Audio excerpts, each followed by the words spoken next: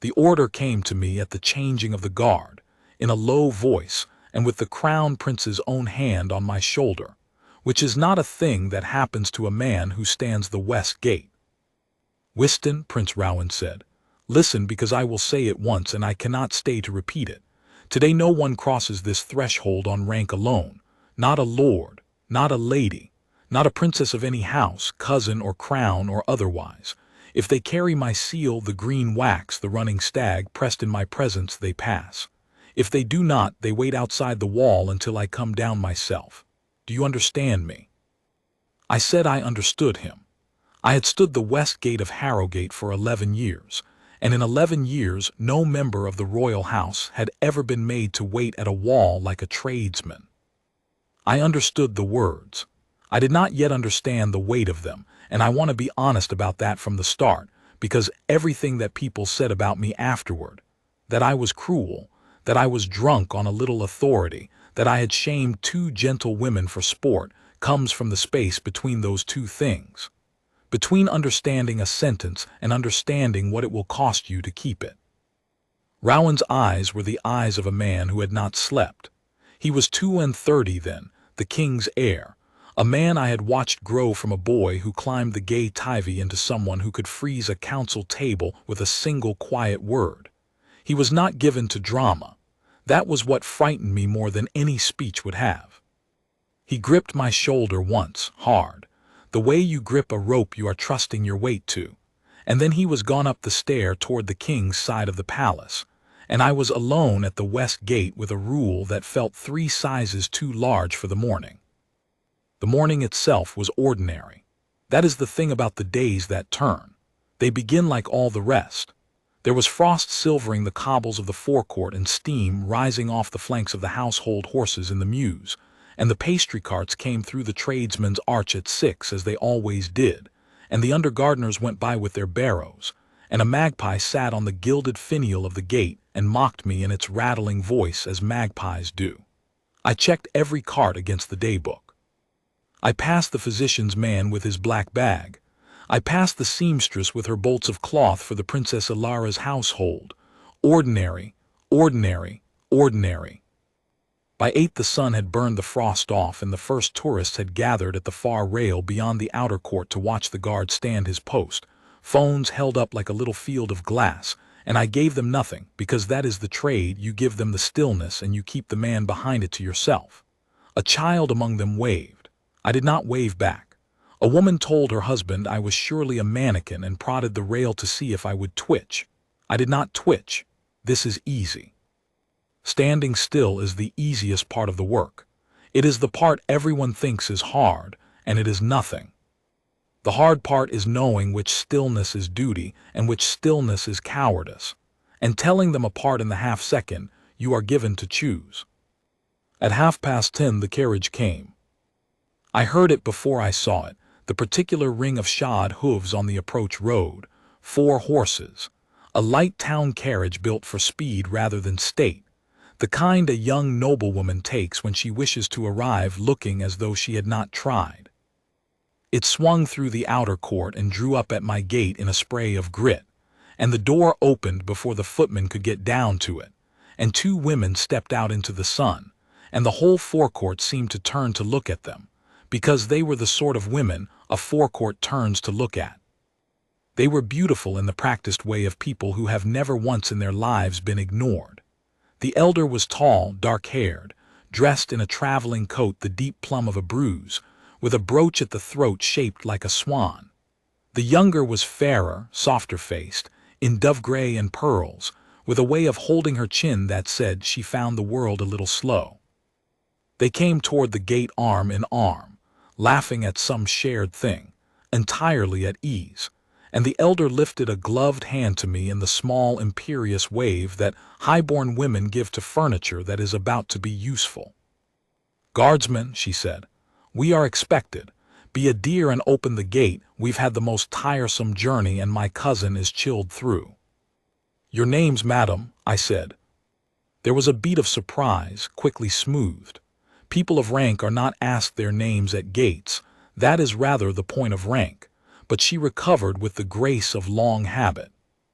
"I am the Princess Ottilie," she said, "and this is my sister, the Princess Junia. We are cousins of the Crown Prince of Rowan, come at the Queen Consort's invitation for the children's portrait sitting. Now, the gate." I did not move. I will tell you exactly what I felt in that moment, because it is the crux of the whole affair. I felt the pull of 11 years. 11 years of a body trained to open when the highborn arrive, to salute and stand aside and be the smooth machinery by which the great pass into the greatness that is theirs by right. Every fiber I had been built out of said, "Open the gate."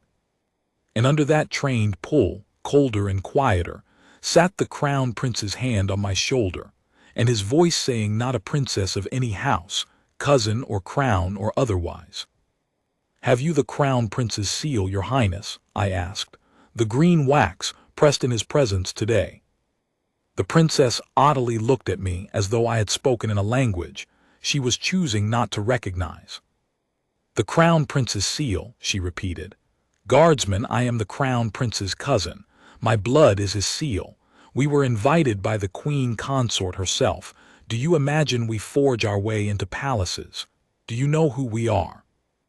"I know exactly who you say you are, madam," I said, "and I have my orders. No one crosses this threshold today on rank alone, only on the Crown Prince's seal given in his presence. If you have it, show me, and you pass this instant. If you do not, I will send word up to his highness, and he will come down to you himself. But the gate does not open until one of those two things happens." I heard behind me the intake of breath from young Perrin, the boy who stood the inner post. He was 19 and new, and he had never in his short career heard a guardsman speak so to a princess. I felt the tourists at the far rail lean in, sensing weather. And I saw, on the face of the Princess Ottilie, the first crack of something that was not offense. It was fear, just for a heartbeat. Then it was gone, and the offense came back over it like a shutter coming down, louder now, because a person who is afraid and does not wish to be seen afraid gets very loud very fast. "This is an outrage," she said, and her voice carried now, meant to gather the forecourt to her side. "We are royal guests. My cousin is unwell, and a common gate soldier stands here and tells princesses of the blood to wait at a wall. Junia, do you hear this? Do you hear how they treat us here?" The younger woman, Junia, laid a hand to her breast and let her eyes fill prettily and said in a small trembling voice, "I only want to sit down. I've been traveling since dawn. Why is he being so cruel?" And she looked at me with those brimming eyes, and I will confess it went into me like a blade, because I am not a cruel man, and I had spent 11 years being the opposite of cruel to everyone who came through that gate. And here were two women, one furious, one weeping, and a growing crowd, and every ordinary instinct of decency in me screamed to fold. I did not fold, but I want you to understand it was not because folding was easy to resist. It was because I had given my word to a man I trusted, and a man's word is the only thing he truly owns. Everything else can be taken from him. So I stood, and I kept my eyes forward over their heads, and I said, in the flattest voice I had, "I am sending word up now, your highnesses. Please wait within the outer court. There are benches in the shade of the arch." "We will not sit on a bench," the Princess Ottilie hissed.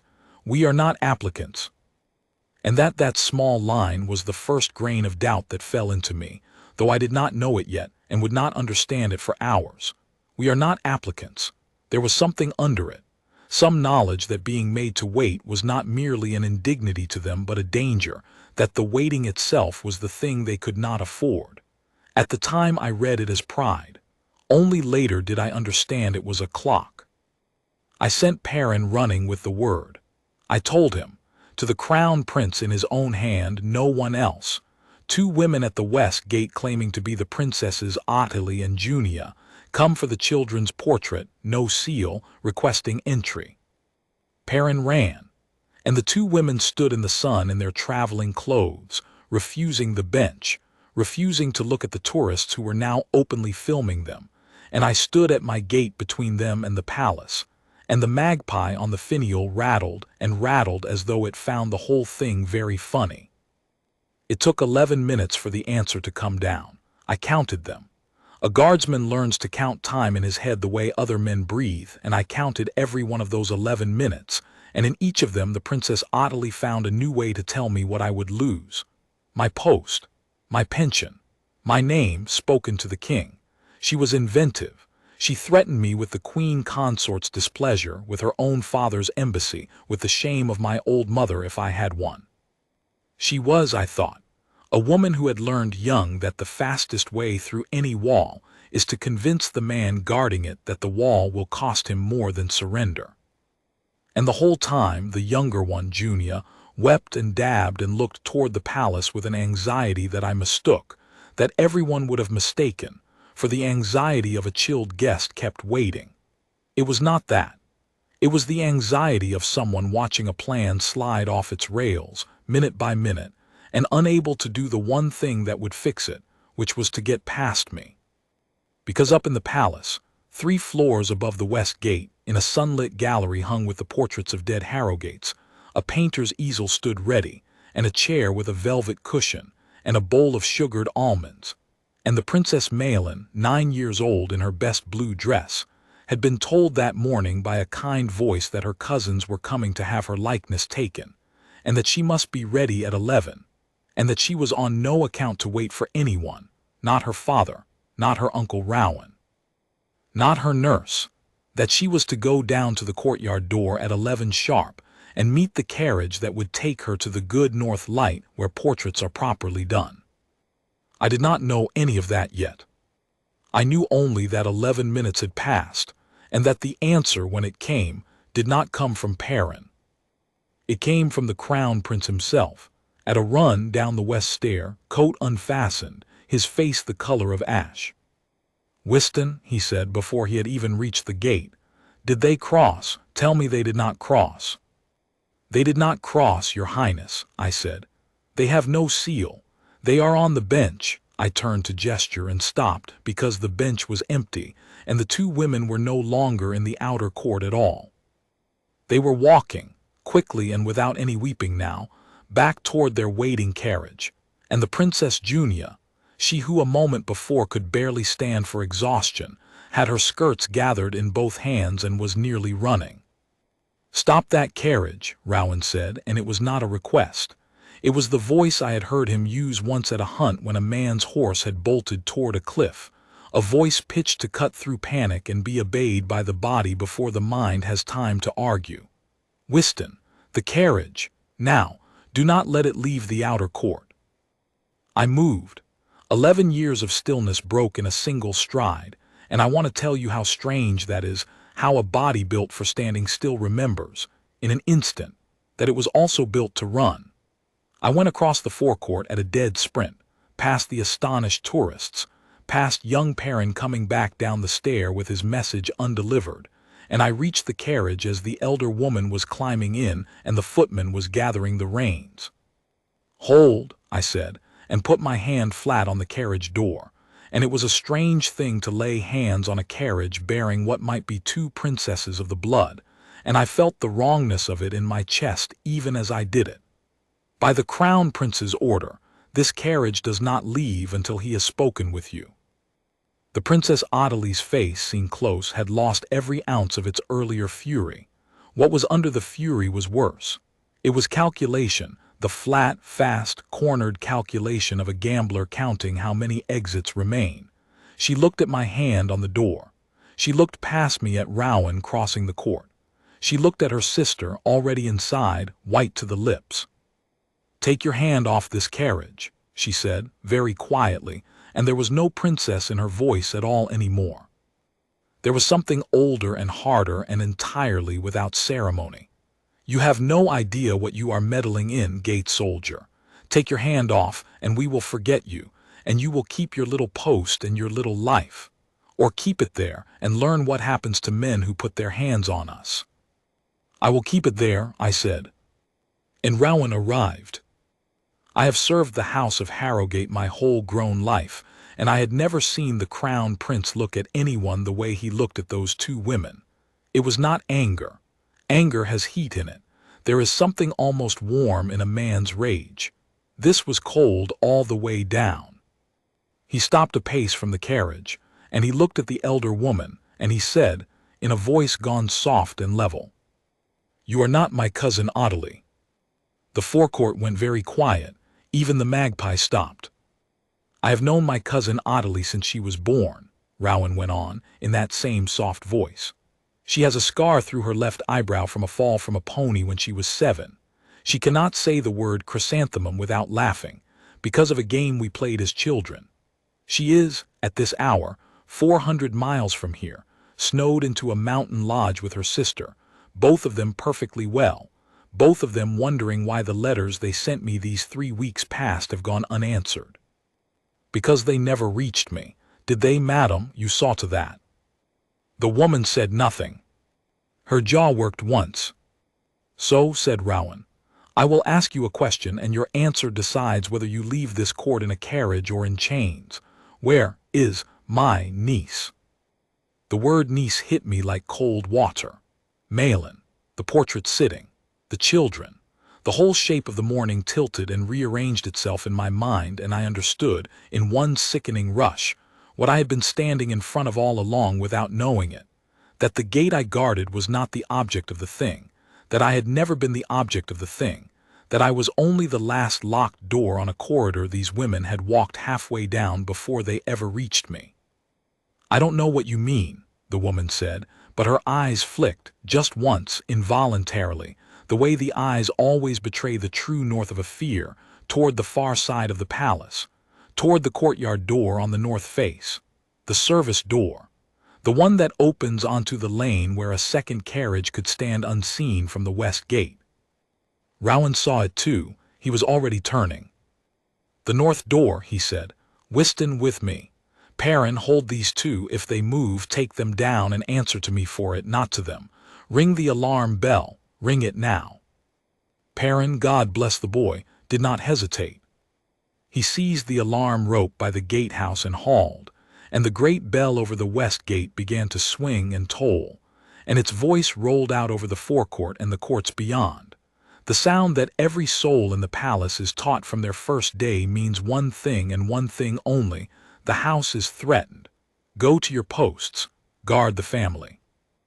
And under the tolling I heard, from 3 sides at once, the sound of doors flung open and boots on stone, the household guard turning out, and I ran with the Crown Prince toward the north face of the palace, with my heart going like the bell itself.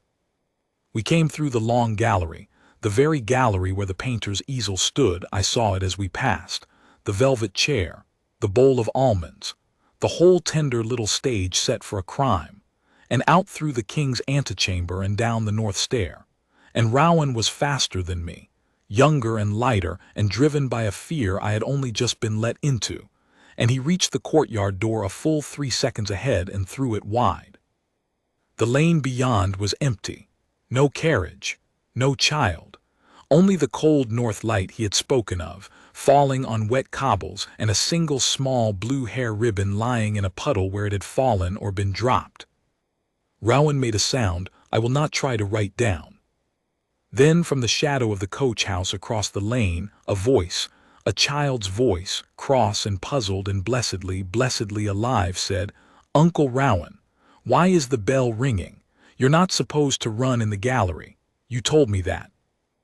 And the Princess Malin stepped out of the coach house shadow in her best blue dress, one ribbon missing from her hair, holding the hand of a gray-haired woman I did not know, and looking at the two of us with the pure exasperation of a 9-year-old whose important morning has been ruined by inexplicable adults. Rowan reached her in 3 strides and went down on his knees on the wet stone and gathered her in, dress and ribbons and all, and held her so hard she squeaked. And over her shoulder his eyes found the gray-haired woman, and he said, in a voice that shook now for the first time, "Nurse Bettany, you kept her back." "I did, Your Highness," the old woman said. Her hands were trembling, I saw it. The letter said she was to go to the North Light at 11 and wait for no one. But it was signed by the Queen Consort, and her grace has never once in 9 years signed a letter to me about this child. It is always the Princess Alara, always her own hand. And the paper was wrong. The paper smelled of a stranger's scent, and I thought, I am an old woman and I will very likely be dismissed for this. But I will not put this child alone in a lane on a paper that smells wrong. So I brought her down at 10:30 instead of 11, and I stood with her here in the warm by the coach-house stove, and I would not let go of her hand. And then the bell rang. It was, I have thought many times since, the whole story in miniature, an old nurse and a gate soldier, each of us a locked door the plotters had not counted on, each of us holding a single line for the single reason that a thing had smelled wrong and our word was our word.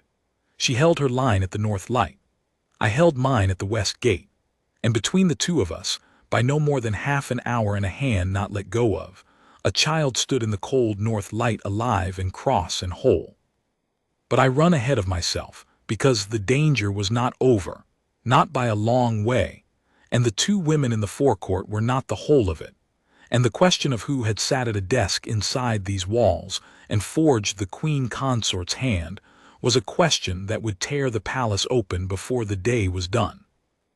They caught one of the impostors, not both. By the time Rowan carried Malin back through the north gallery, he would not set her down, and she rode on his hip like a much smaller child, indignant and clinging in equal measure. The household guard had flooded the forecourt, and the elder woman, the false Ottilie, stood ringed by drawn men with her chin still up and her hands folded before her like a duchess awaiting a dull audience. But the younger one, the false Junia, was gone.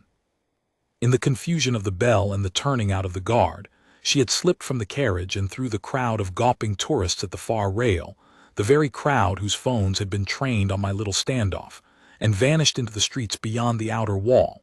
A woman in dove gray and pearls, weeping, is invisible in a crowd. Everyone assumes she is a victim of something. Nobody stops her. She had built that camouflage in front of me, at my own gate, and worn it out through the only gap in the net. I felt the loss of her like a physical thing. I had held the carriage. I had put my hand on the door, and still one of them had walked out through the crowd I was supposed to be the wall against. "Don't," said Rowan low, seeing my face. He had set Malin down at last, into the arms of her mother, for the Princess Alara had come running at the bell, and there was a reunion there in the gallery I will not try to describe, a mother's hands moving over a child's face and hair as though counting her, as though needing to touch every part to believe the whole. Don't stand there totting up what you failed to do, Wystan. You held the gate. If you had not held the gate, if you had done the ordinary decent thing and opened for two well-dressed women with a sad story, my niece would have gone out that lane at 11 o'clock into a carriage that would not have stopped for any bell in the realm. You are the reason there is a child in this gallery for her mother to hold. Fix your face. That is an order too. I fixed my face. The king came. I had thought the morning could hold no more weight, and then the doors at the head of the gallery opened and King Alaric came through them, and every man in the room went to his knee or his salute, and the king did not look at any of us. He looked at his granddaughter in her mother's arms, and he crossed the whole long gallery in silence, and he put one old hand on the top of Malin's head. Just that, one hand, the way a man touches a thing to be sure it is real. And then he turned, and his face when he turned was the face of a king who has been reminded, in one cold hour, of every fear a crown carries and never speaks. "Rowan," he said, "report." And Rowan reported, standing in the clipped flat manner of a man who has learned that the way to survive a horror is to lay it out like a map. 3 weeks past, he said, he had begun to sense a wrongness, letters from his true cousins gone unanswered, a change he could not name in the pattern of the household's small business, a feeling. 10 days past, a footman he trusted had brought him a torn scrap of paper from a grate, a list, in an unknown hand, of the palace's guard rotations, the changing times, the gates and their manning. Someone inside was mapping the family's movements. 6 days past, he had gone quietly to the king and to the captain of the guard, and rather than raise a general alarm that would scatter whoever was doing the mapping, they had chosen to tighten one thing invisibly and wait. The standing order that on any day the children might be moved, no soul crossed a gate on rank alone. Only the seal, pressed in Rowan's presence, would pass. It was a net with one knot. This morning, on a whisper that the day had come, Rowan had walked the gates himself before dawn and given that one order, man to man, at each post. "To every gate?" the king asked. "To every gate, father," in my own voice. Because I did not know which gate they would come to, and I did not know which of my own men might have been bought, and the only order I could trust was one I placed with my own mouth on a man's shoulder and watched land in his eyes. He looked at me then, across the gallery, and I felt the whole room's attention swing to me and land like a weight. This is the man who held the west gate. He turned away 2 women claiming to be princesses of our own blood before a crowd, with every instinct in his body telling him to open, because he had given me his word. If any man here still thinks that a cold or a cruel thing, look at your granddaughter, father, and think again. The king looked at me. It is a strange thing to be looked at by a king who is deciding what you are. I stood at attention and gave him my eyes and let him decide. "Your name," said the king. "Wystan Corr, your majesty, West Gate." "Corr," the king said, as though filing it somewhere deep, "you will not be forgotten." And that was all he said to me, but I have found in the years since that when a king says a man will not be forgotten, it is worth more than a chestful of the medals I have watched lesser men win by being present when nothing happened. Then he turned from me back to his son. "The woman you took, who is she?" "That," said Rowan grimly, "we are about to learn." But we did not learn it that morning, because the false Ottilie would say nothing. They took her to a locked room high in the east tower with 2 guards on the door and 1 within, and she sat in the single chair with her hands folded and her chin up and answered every question with the same 3 words, "I want counsel," as though she had rehearsed them, as though she had been trained for exactly this contingency, which I came to understand she had. These were not desperate people. These were professionals. Someone had hired them, dressed them, drilled them in the true cousin's histories well enough to fool a forecourt if not a crown prince, forged them papers good enough to move a nurse to doubt. And this was the part that turned my stomach, placed inside the palace itself the hand that had signed the queen consort's name and the eyes that had mapped the guard rotations. The 2 women at the gate were the blade. Someone inside was the hand that held it. And it was here, in the search for that inside hand, that the day turned against me a second time, and I learned that being right at a gate does not spare a man from being made a suspect at a council table. The queen consort, Morwenna, arrived at the tower in a fury. I should say, so that you understand the shape of what followed, that the queen consort and I had no history, good or ill. She was the king's second wife, a woman of cold poise and colder patience, and the household had long since divided itself, in the quiet way households do, into those who thought her a devoted stepmother to Alara's children and those who watched her the way you watch weather that has not yet decided what it will be. I had no opinion. I stood a gate. Queens do not come to gates. But she came to the tower now, and she was magnificent in her outrage. And her outrage, this is the thing, was pointed not at the impostors but at me. "You," she said, sweeping into the antechamber where I stood waiting to give my account to the captain. "You are the one who let this happen at your gate. My name my hand forged, to lure a child of this house into a lane, and where were the guard? Standing at a gate arguing with 2 women about wax while the true breach went out the north door. Explain to me, Corr, how plot 3 weeks in the making walked to the very door of my grandchildren, and the only thing the West Gate managed to catch was a delay of 11 minutes, and a woman who escaped through your own crowd. It was, I will admit, a clever attack because it was made of true things arranged into a false picture. The woman had escaped. There had been 11 minutes of arguing. The north door had been the true target. Every fact she named was a fact. It was only the shape she bent them into, that I had been the failure, that the gate had been the weakness, that was a lie. and it was a lie constructed so fast and so well within an hour of the breach that I remember thinking even in my anger, how does a person build a case this quickly, unless a part of them was ready for it? I did not think the thought all the way through. Not then.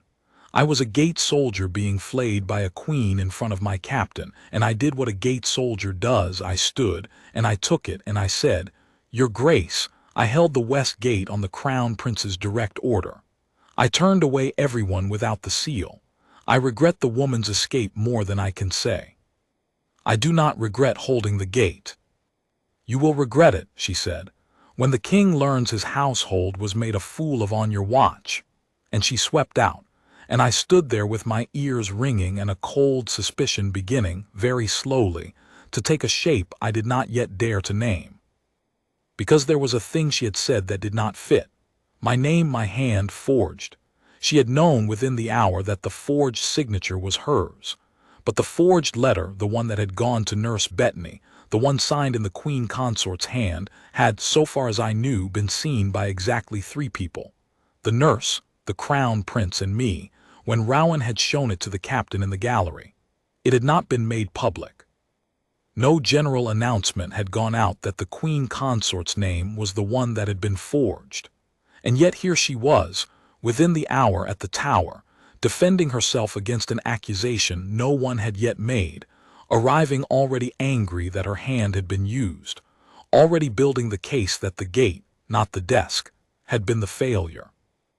Innocent people defend the accusations they are given. Guilty people defend the accusations they are afraid of. I did not know which she was, but I filed the thing away, the way I had once seen the king file my name away deep where it would keep. They stood me down from the west gate that afternoon. It was done gently. As these things go, the captain, Sir Doran, was a fair man, and he did it himself rather than sending word. He came to the guardroom where I sat cleaning a rifle I had not fired, and he sat across from me and turned his cap in his hands and said, "Wystan, you are not in trouble. Understand that first. The Crown Prince has said in front of the king that you are the reason the child is safe, and that is written down and it is not going away." He paused. "But the Queen Consort has made a formal complaint, and where a queen makes a formal complaint the form must be observed, and the form says a man under complaint stands down from his post until the matter is examined. 3 days. You keep your pay, you keep your rooms, you keep your rank. You simply do not stand the gate until the board has sat. It is a nothing. It is paper."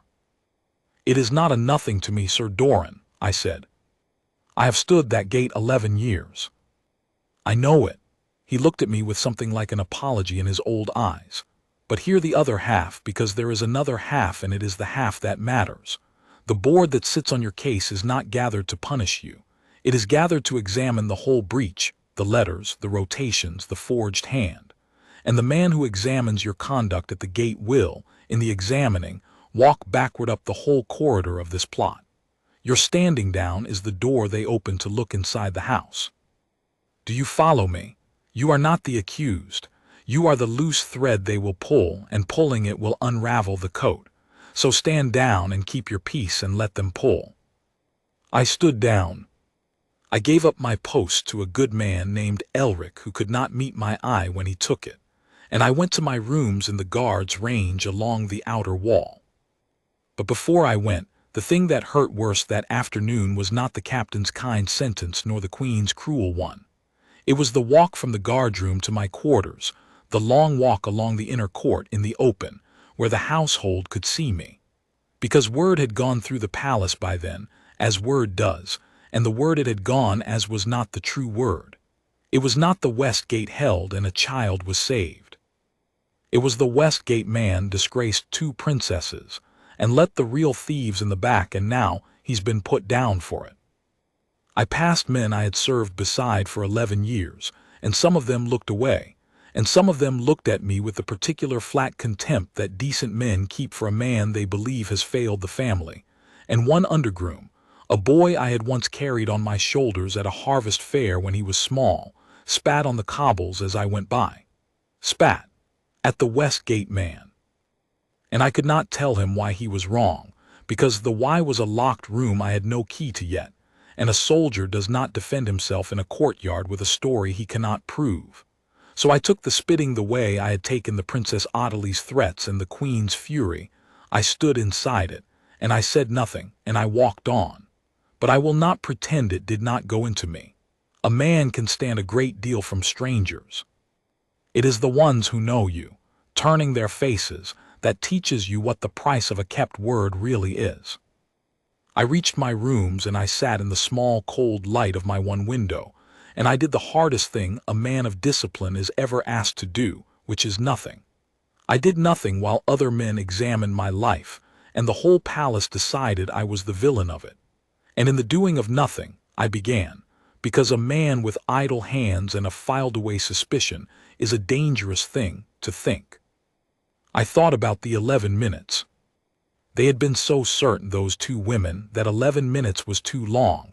We are not applicants. We will not sit on a bench. The younger one's eyes going again and again to the north face of the palace, not out of exhaustion but out of a knowledge of a clock ticking somewhere I could not see. They had come to the west gate at 10:30. The child was to be at the north light at 11:30 minutes. But the true cousins, had they been real, had they simply been coming for a portrait, would not have cared a straw about 30 minutes. Guests are always early. Guests wait.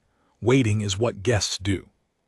Only people whose whole plan lived inside a 30-minute window would fight so hard, so fast, so recklessly, over 11 minutes of it. Which meant they had known the child's schedule to the minute. Which meant they had known she was to be at the north light at 11, and told to wait for no one. Which meant they had known what was in the forged letter, because the forged letter was where that schedule lived. Which meant they were working from the same page as the forger, not a copy of it, the same plan, the blade and the hand cut from one cloth. And who inside the palace could have written a letter in the Queen Consort's own hand, convincingly enough to fool a nurse of 30 years' service? Not a stranger. Not a hired forger who had never seen the hand. It had to be someone with a drawer full of the Queen Consort's true letters to copy from, someone who saw her writing daily, someone whose access to her desk was so ordinary that no one would ever think to ask where they were on the morning the letter was written. Someone very close to the Queen Consort indeed. I want to be careful here, because it would be an easy and a satisfying thing to say that I sat in my cold room and deduced the whole affair like a clever man in a story, and that is not what happened. What happened is that I sat in my cold room and arrived, by the slow, ugly road of a suspicious mind, at a fork, and at that fork there were two paths, and I could not for the life of me tell which was true. The first path said, "The Queen Consort did this." She signed her own name because she meant for it to be found, meaning to lure the child, meaning some cold advantage I could not fathom, and her fury at me in the tower was the fury of a guilty woman covering ground. The second path said the opposite, that someone had used the Queen Consort's hand precisely, because she was the one person in the household whose signature would move the nurse and whose guilt, once the forgery was found, everyone would leap to assume. That she had come to the tower already defending herself not because she was guilty, but because she was clever enough to see, within the hour, exactly the trap that had been built around her, that she was the frame, chosen to take the fall. Guilty or framed, I could not tell. And it gnawed at me, because the difference between the two was the difference between a woman who would harm a child and a woman about to be destroyed for a harm she did not do. And I have never in my life been able to leave a wrong unlooked at, which is the whole reason I make a decent gate soldier and a poor sleeper. On the second night of my standing down, I could not stay in the room. I went out along the wall walk in the dark, where a stood-down man is still allowed to walk, and I found myself, by the pull of the thing I could not leave alone, near the north face of the palace, near the service courtyard, near the lane where the blue ribbon had lain in the puddle. And there, in the dark, I met the second locked door of my story. I met Nurse Bettany. She was sitting on the low step by the coach-house stove, wrapped in a shawl, and she was not sleeping either. Old women who have held a child's hand against a plot do not sleep well for a while afterward. The body keeps ringing like a struck bell. She knew me. Everyone in the household knew by now who had held the west gate, and she made room on the step, and we sat a while in the cold with the stove's red glow between us, two people who had each held a line, and after a time she said the thing that moved my whole story off its fork and onto the true road. "They are saying it was the Queen," she said, "in the servants' hall. They are saying her grace forged her own hand to steal the little princess, and that she'll hang for it or worse. And I'll tell you, Corr, I don't love the woman. She's cold and she's proud, and she has never once thanked me for a thing in 9 years. But it was not her hand." I went very still, the way I go still at a gate. "You said the letter was signed in her hand." "Signed like her hand," the old woman said. "There is a difference, and I have 30 years of her letters to know it by. The name at the bottom was hers, near enough to fool a fool. But the letter, the words, Corr, the shape of the thing, that was not her. The queen consort, when she writes to me, is cold as a coin. Nurse, the child will do thus, see to it. Never a please, never a kindness. This letter," the old woman's voice caught. "This letter was warm. It called the little princess our dear Malin. Our dear. In 9 years that woman has never once called any of Alara's children dear. Not to my face, not on paper, not to the king. Whoever wrote that letter knew her name and her hand but did not know her heart, did not know that the one thing the real Morwenna would never, ever write is a warm word about a child that is not her own blood. They made her too kind, Corr. They forged her signature and forgot to forge her coldness. And that is how I knew, standing in the north light with the little one's hand in mine, that the woman who signed that letter had never truly written to me before in her life. I sat on the cold step with the stove ticking, and I felt the fork in my road close, and one path go dark, and the other light up all the way to its end. The queen consort had not done this. Someone had done it to her, as much to her as to the child. Someone who could copy her hand from a drawer of her letters but did not know her well enough to copy her coldness. Someone who wanted, if the plot were discovered, for the whole household to look exactly where the servants' hall was already looking. At the cold, proud stepmother, the ready-made villain, the woman everyone was primed to believe capable of anything. The child was the target. But the queen consort was the second target. She was to take the ruin if the theft failed. 2 birds, 1 forged hand. And that meant the person I was looking for was someone with access to the queen consort's private desk, someone who saw her daily, someone who moved through the household so smoothly that no eye followed them, and someone who hated the queen consort enough, or feared her enough, or stood to gain enough from her fall, to want her broken as badly as they wanted the child taken. I sat with that until the stove burned low, and when I rose to go, I knew 2 things I had not known when I sat down. I knew who I had to talk to next. And I knew that a stood-down gate soldier with no post and no authority was about to do a very dangerous thing, which is to go looking, alone and unbidden, for a traitor inside a palace, while a board sat, 3 floors up, preparing to decide whether I was one myself. I went the next morning to the one man I trusted to hear a mad idea without laughing at it or reporting it, the Crown Prince. It was not easy to reach him. A stood-down man does not simply present himself at the heir's door. But Rowan had told me in the gallery that I was not forgotten, and I gambled that he meant it, and I sent word through young Perrin, who had been made much of, and rightly, for holding the impostors, and who could go where I could not, that the Westgate man asked 5 minutes alone on a matter touching the breach. Rowan sent for me within the hour. He received me in a small study off the north gallery, and he looked worse than he had on the day itself. A man who has looked into a pit does not climb straight back out of it. He dismissed his people. He poured me a cup of something warm with his own hand, which no prince need do for a gate soldier, and he said, "Tell me. Perrin says you have a thought. I have had 3 days of other people's thoughts, and every one of them is that it was Morwenna. Tell me yours." So I told him. I told him about the 11 minutes and the 30-minute window, and how only people working from the same page as the forger would have fought so hard over so little time.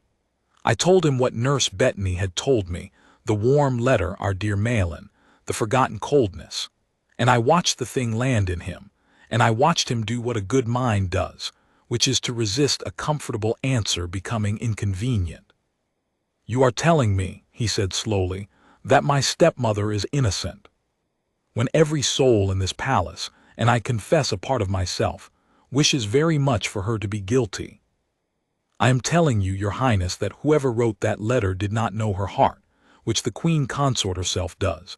It is a strange defense, but it is a true one, and a false accusation against a cold woman is still a false accusation, and if we hang the wrong villain, the right one walks free with the child's schedule already in his pocket for a second try." I set down the cup. "The person we want had her hand and hated her. Who in this house has both?"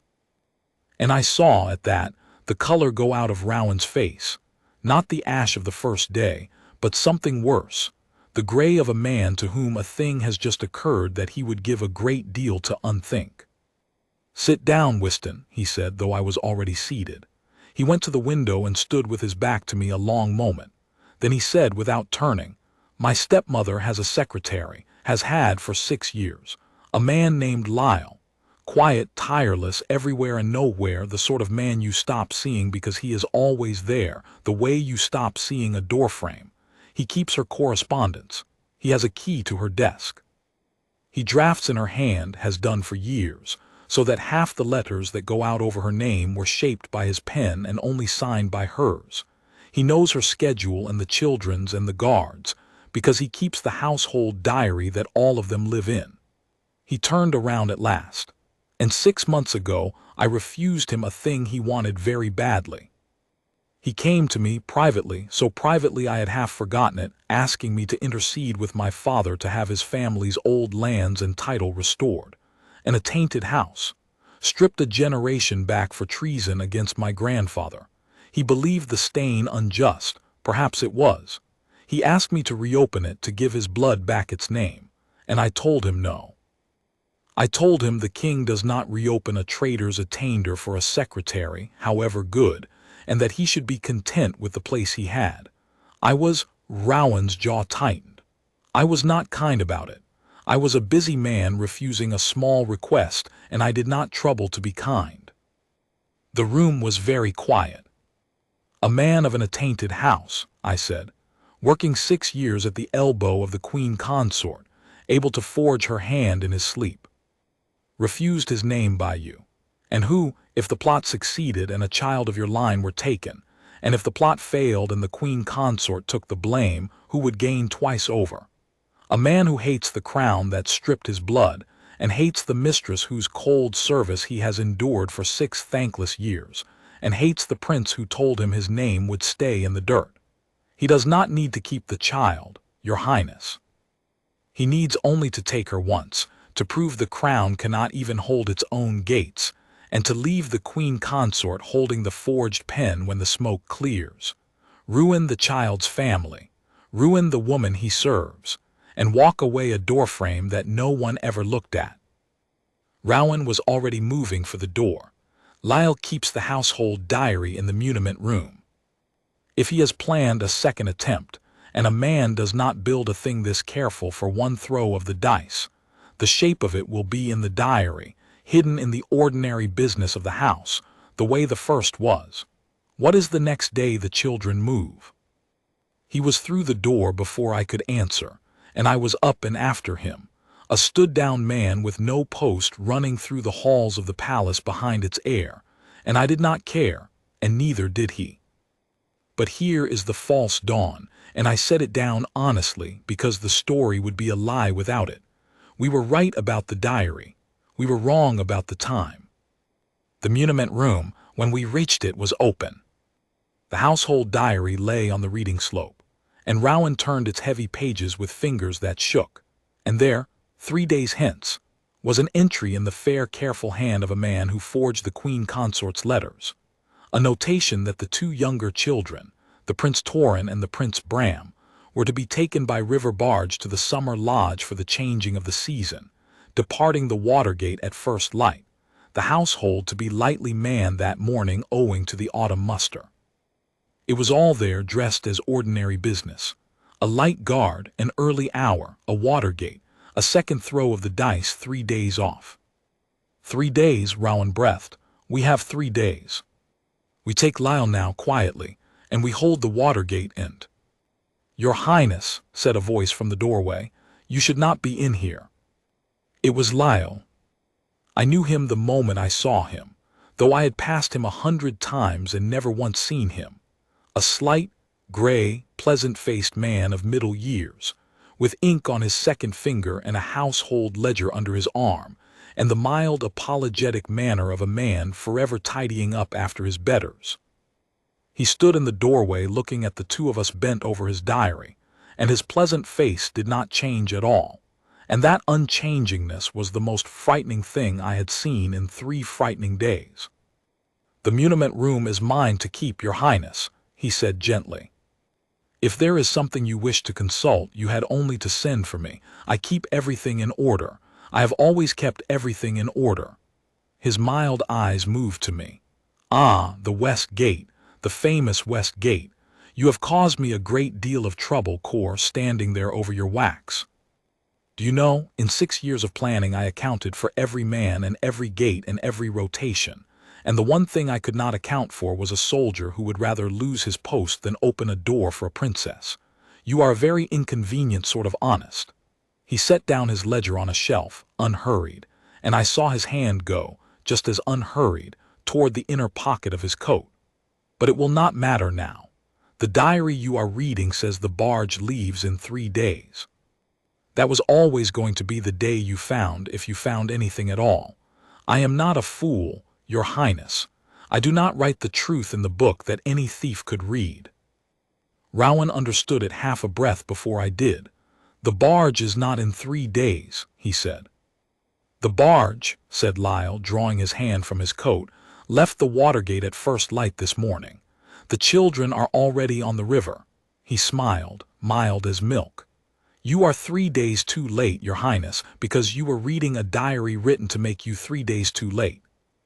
And now you will both stay very quietly in this room while the river does the rest. Or the Crown Prince will have an accident among these old shelves, and a stood-down gate soldier already under suspicion of treason will be found to have done it. And I saw in his mild hand the small dark shape of a pistol. Now I have been asked many times since what went through my mind in that moment, and the honest answer disappoints people, because they want a speech and there was no speech. What went through my mind was a single flat fact, the kind of fact a body trained for 11 years delivers to itself without asking the mind's permission. The muniment room was small, Lyle was 6 feet from me, and a man who is about to shoot 2 people does not, whatever he says, want to fire twice the noise, the smoke, the servants that noise brings running. He wanted us quiet. He wanted us contained. He was talking to buy the seconds in which we would obey. The pistol was to make us still. He had, in short, made the one mistake that a man can make with a soldier of the West Gate. He had bet everything on stillness. I gave him stillness. I let my shoulders drop. I let my hands open at my sides, palms out, the very picture of a beaten man doing the sensible thing. All right, I said, and I made my voice tired and small. All right, you've won. Only let the prince sit down, he's no threat to you sitting down. And I took one slow, shuffling step sideways, as though to make room for Rowan to move to the chair, a step that any watching eye would read as surrender and retreat. It was not retreat. It closed the angle. It put me between the pistol and the Crown Prince, and it brought my leading foot to within a stride of Lyle's wrist, and Lyle, mild, clever, tireless Lyle, who had planned 6 years and accounted for every gate, followed my open hands with his eyes instead of my feet, because he was a man of ledgers and not of arms, and he did not know that the last place you watch a fighting man is his hands. I moved on the word sit. I will not dress it up. There is nothing beautiful in it, and the men who tell you there is have never done it. I closed the stride and took his wrist in both my hands, and turned it away from every living thing in the room and up, hard, against the joint's grain, the way I was taught in a colder place than this a long time before I ever stood a ceremonial gate, because a gate soldier in the red tunic and the tall bearskin was not the first thing I was.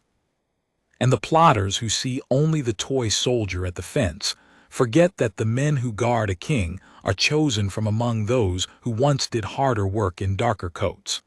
The pistol went off. It fired into the oak of a shelf and buried itself in 300 years of household accounts and hurt no one. And the sound of it in that stone room was enormous. And before its echo had died, I had the arm behind his back and the man face down over his own reading slope, and the pistol on the floor spun away under the shelves. And Lyle was making a thin high sound of pain and outrage that was, I confess, the least mild thing about him I ever heard. "The river," I said to Rowan, holding the man down. "Go. I have this." But Rowan did not go, because the shot had done our work for us. The muniment room filled in seconds with running men, the guard that noise always brings, and among them Sir Doran the captain with his sword half drawn and his old face taking in the whole scene at a glance. The stood-down gate soldier holding the queen consort's secretary face down over a diary, a spent pistol under the shelves, the crown prince white and shaking against the wall. "The children are on the river," Rowan said, before Doran could speak a word. "The Watergate at first light, the Summer Lodge barge. It is a lie. It is a taking. Get boats on the water and riders on both banks and stop that barge, G.O." And the captain, who was a fair man and a fast one, did not waste a breath asking how the heir knew or why a stood-down man was breaking the Queen's secretary over a table. He turned and roared the orders down the corridor, and the palace, for the second time in 3 days, poured itself out toward the water, but this time it was not a bell of alarm ringing into a plot already sprung. This time we were the ones moving first. They caught the barge 4 miles downriver. I was not there for it.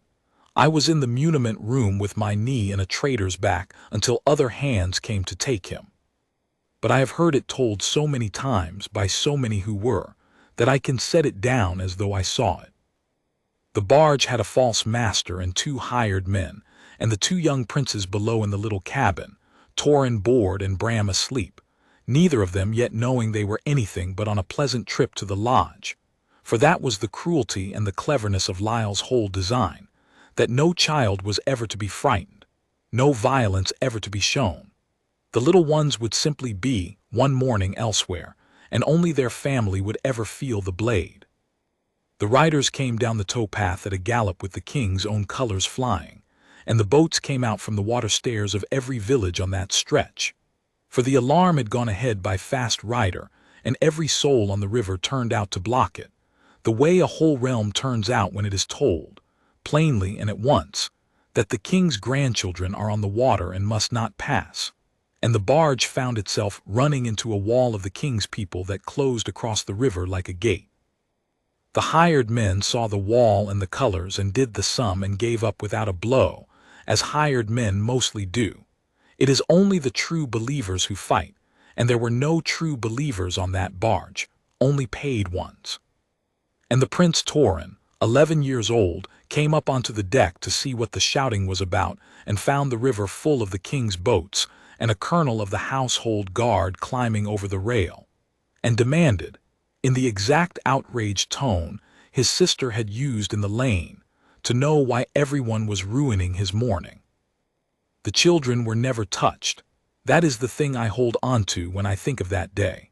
From the west gate to the water 4 miles down, through a plot 6 years in the building, not one hand was laid on one child of the house of Harrogate. A nurse would not let go of a hand. A gate soldier would not open a door. And a whole realm told the plain truth in time, closed across a river like a fist. They brought Lyle before the king that evening, and me with him, no longer a stood-down man under suspicion, but the man who had taken him, though I did not feel much like either. I felt like a man who had not slept and had a bruised shoulder and wanted, more than any honor the world could offer, to go back and stand a quiet gate where nothing ever happened. The great hall was full. The king on the dais, old and upright and terrible in his stillness. The crown prince at his right hand. The Princess Alara with her 3 children gathered close about her skirts, all 3 of them, Malin and Torin and little Bram, safe and whole and profoundly annoyed at being made to stand still in a hall when there were far better things to do. And the queen consort, Morwenna, standing apart and pale, a woman who had spent 3 days as the villain of every servant's hall in the palace, and did not yet know whether the king himself believed it. Lyle said nothing. He had gone back to his mild silence, his I want counsel silence, his doorframe stillness. But he did not need to speak, because the muniment room had spoken for him. His diary of lies, his forger's copybook found in his own locked drawer where he had practiced the queen consort's hand across 100 pages, the letters to a foreign paymaster, the whole cold architecture of 6 years laid bare on the table before the throne. And the false Ottilie in her tower, seeing the game truly lost at last, had begun to talk and named him, and named the fee. The king listened to all of it in silence, then he rose. He did not look at Lyle. That, I think, was the worst of it for a man who had spent 6 years being the cleverest unseen thing in the palace. The king did not so much as look at him, but had him taken away with a single small motion of one hand, the way you wave off a servant who has brought the wrong dish. Lyle, who had wanted above all things to be seen, to have his name restored, to matter, Lyle was removed from the hall unlooked at, and I watched the not being looked at land on him harder than any sentence, and I understood that the king knew exactly what he was doing. Then King Alaric turned to the queen consort. The whole hall held its breath, because this was the thing everyone had come to see, whether the king would believe the servants' hall or the truth. And the king crossed the dais to his wife, and he took her cold, proud hand in both of his, and he said, in a voice pitched to carry to every corner of that hall so that no man could ever again whisper otherwise, "Madam, you were used. Your name was stolen and your hand was forged by a man who served you and hated you and hoped to see you hang for his own crime. I know it, and now this hall knows it, and it will be written down. Whatever else lies between us." For the king was not a sentimental man, and there was a whole marriage's worth of cold weather in that whatever else. "You did no wrong here, and I will not have a wrong done to you avenged on you. That is finished." And I watched the queen consort, that cold and guarded woman, look at her husband, and I watched something move behind her eyes that I do not think that hall had ever seen there, not warmth, exactly. She was too much herself for warmth, but the particular unbending of a person who is braced for a blow that does not fall. She inclined her head. She said nothing. But when her eyes swept the hall they found me, the Westgate man who had refused her at the tower and then, unknowing, cleared her name in a muniment room, and she held my gaze for one long moment and inclined her head again to me. And it was the only thanks she ever gave me, and it was worth more than the fuller thanks of warmer people, because I knew what it cost her. Then the king turned to me. "Wystan Corr," he said, "Westgate. Your Majesty, 3 days ago you were stood down from your post under a complaint from the queen consort, a complaint she made, I am told, in good faith and in ignorance, believing as we all did that the gate had been the weakness." He paused. "It was not the gate that was the weakness. It was the desk. The gate was the one thing in my whole house that held. You held it. When 2 women of beauty and rank and a sad story stood before you and a crowd watched and every soft instinct in you begged you to open, you did not open because my son had given you his word to keep, and you kept it though it cost you your good name for 3 days. Men have been given the cross of valor for less than standing still against your own kind heart." He let that sit. "You will not have the cross. The cross is for the field. But you will have the thing a gate soldier values more, which is this, said before the whole hall and written in the roll. The west gate of Harrowgate is yours for as long as you wish to stand it, and no complaint, from any hand however high, will ever move you from it again without my own voice added to it. And when you are old and cannot stand it, you will have a place at my hearth and a name at my table, because you are the man who would not open the door." I did not trust myself to speak, so I did the only thing a man in the red tunic knows to do with a full heart. I came to attention, and I saluted my king, and I held it. And little Bram, 6 years old, bored past all bearing, entirely uninterested in secretaries and rivers and the honor of gate soldiers, chose that exact solemn moment to tug his mother's hand and ask, in the piercing whisper of the very young, "Is he the one who wouldn't let the ladies in? Mummy, is that the one?" Torrin said a guard shouted at 2 princesses and made them cry. And the Princess Malin, 9 and wise and lately the near victim of the whole affair, put her hand over her little brother's mouth and hissed, "He's the one who saved us, Bram, hush!" And the whole terrible weighty hall, the king, the crown prince, the pale queen, the men who had ridden down a river that morning, the whole hall broke at last into the helpless, grateful laughter of people who have been very afraid and are not afraid anymore. Even the king, I saw it, even the king. I went back to the west gate the next morning. There was frost on the cobbles again and steam off the horses in the mews, and the pastry carts came through at 6, and I checked every one against the daybook, and the magpie sat on the gilded finial and rattled at me as though nothing at all had happened, because to a magpie nothing had. The tourists gathered at the far rail with their phones. A child among them waved. I did not wave back. A woman prodded the rail to see if I would twitch, and I did not twitch, because standing still is the easiest part of the work. The hard part, I have said, is knowing which stillness is duty and which is cowardice, and telling them apart in the half-second you are given.